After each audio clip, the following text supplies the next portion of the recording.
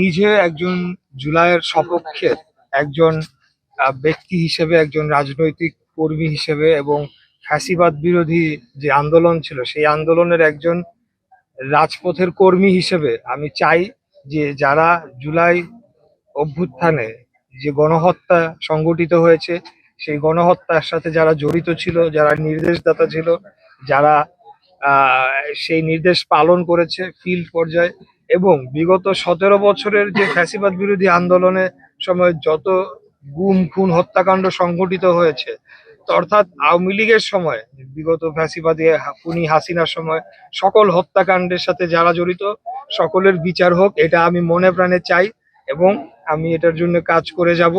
আপনারা যেটা বলেছেন এটা অনেকখানি সত্যি, অনেকাংশে সত্যি। তো এটা একটা বিচার বিভাগের আমাদের দুর্বলতা অথবা আমাদের পুরো বিচার ব্যবস্থার একটা দুর্বলতা হিসেবে আমি ব্যক্তিগতভাবে এটা মনে করি।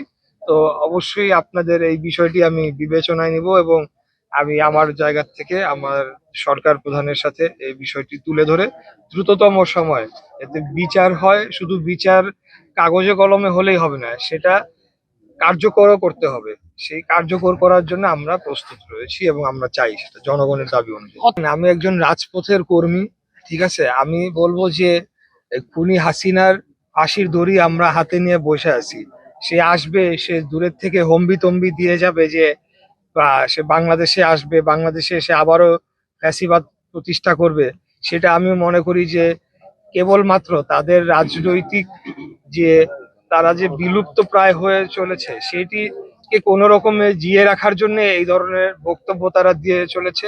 কিন্তু আমরা যারা ফ্যাসিবাদ বিরোধী আন্দোলনে সংগ্রাম করেছি, লড়াই করেছি এবং আমাদের ভাইদের যারা হত্যা করেছে তারা যদি আবার কোনো দিনও বাংলাদেশের মাটিতে এসে রাজনীতি করা তো দূরের কথা, বাংলাদেশের মাটিতে পা রাখা মাত্রই আমরা সেখানে জনগণকে সাথে নিয়ে এই ফাঁসির রায় কার্যকর করার জন্য যা যা করণীয় সকল কিছুই করব।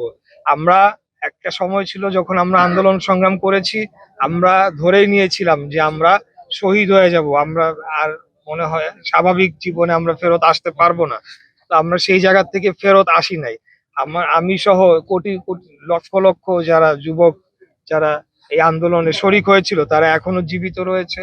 আমি মনে করি বাংলাদেশের জনগণ এই আওয়ামী লীগ এবং ফ্যাসিবাদকে ঘৃণা ভরে প্রত্যাখ্যান করেছে এবং তারা এখন যে ধরনের বক্তব্য দিয়ে চলেছে এটা কেবলমাত্র তাদের রাজনৈতিক অস্তিত্ব টিকিয়ে রাখার একটা ক্ষুদ্র প্রয়াস মাত্র, কিন্তু সেটিকে আমরা কোনোভাবে সফল হতে দেব না। আমরা তাদের ফাঁসির দড়ি হাতে নিয়ে আমরা বসে আছি, তারা আসুক বাংলাদেশে, আমরাও দেখিয়ে দিব যে বাংলাদেশের জনগণ কিভাবে প্রতিবাদ এবং প্রতিরোধ গড়ে তুলতে জানে, যেটা বিগত 2024 সালের জুলাই মাসে আমরা দেখিয়েছি।